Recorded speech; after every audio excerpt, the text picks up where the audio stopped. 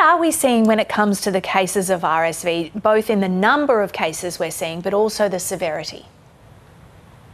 Respiratory syncytial virus can affect people of all ages, but it's especially severe in young children, or can be. And so that's where we focus on kind of preventative strategies. What we see with RSV is that it comes in waves, like most respiratory viruses, and it moves its way through the community. Because it's a highly contagious respiratory virus, it means that everyone can and does get it often, but that there are strategies such as using new medications like nirsevimab, which is the monoclonal antibody that we're talking about at the moment from that's going on in WA. And we'll get to that a bit more in a moment, but why are we seeing cases rise as they are? Look, it's a good question. Obviously, in a world where we all interact a lot, we got used to, probably for a few years, where during COVID we were actually much more careful about respiratory viruses. Even though our focus was COVID, we reduced the transmission of other respiratory illnesses simply because of social distancing, mask wearing, probably increased and improved hand hygiene, and just better surveillance. Now, that came at a cost as well, it made it more difficult to interact in society, and so there is a balance there. And especially in young people, we see the first or early exposures to respiratory illnesses can often cause worse symptoms. So that's why we worry about it more in children. We've also recently been thinking more about RSV in the very old and people over 75 as well, because it is a serious respiratory virus for some people when they get sick.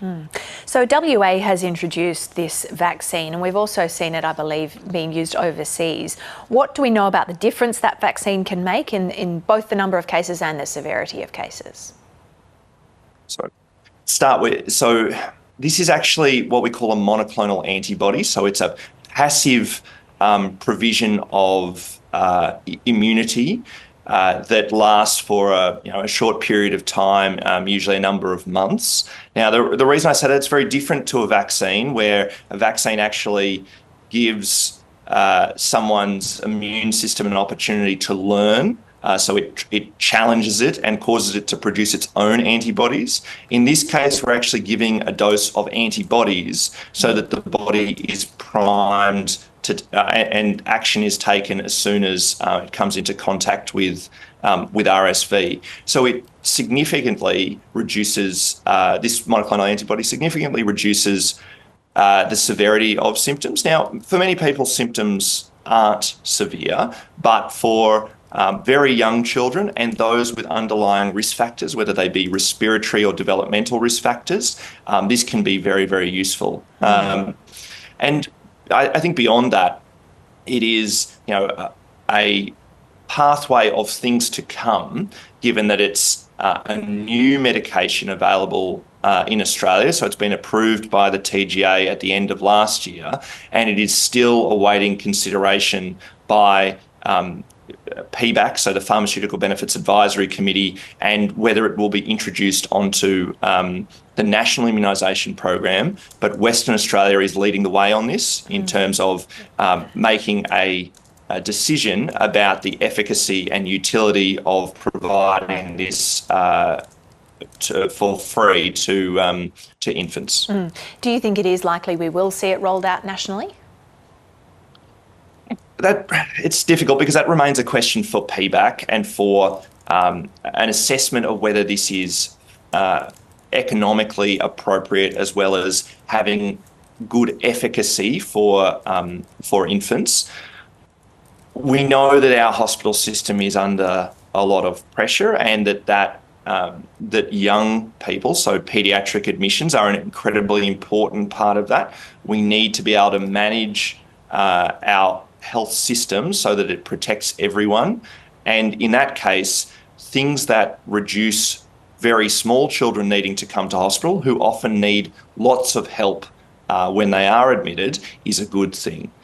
The long-term view, though, is that these kinds of drugs probably will end up being targeted towards those people with significant risk factors and making it useful for, and that may well be sufficient that we provide it for everyone who is, every infant, but we also need to think about where's the best use of resources to protect everyone in the community from many different respiratory illnesses.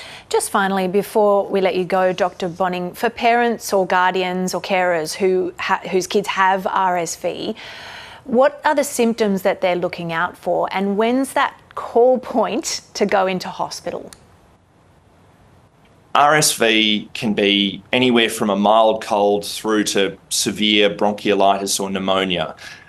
For your own child, it is a significant increase in the rate of their breathing. It is a fever that we can't break with normal things like paracetamol or ibuprofen.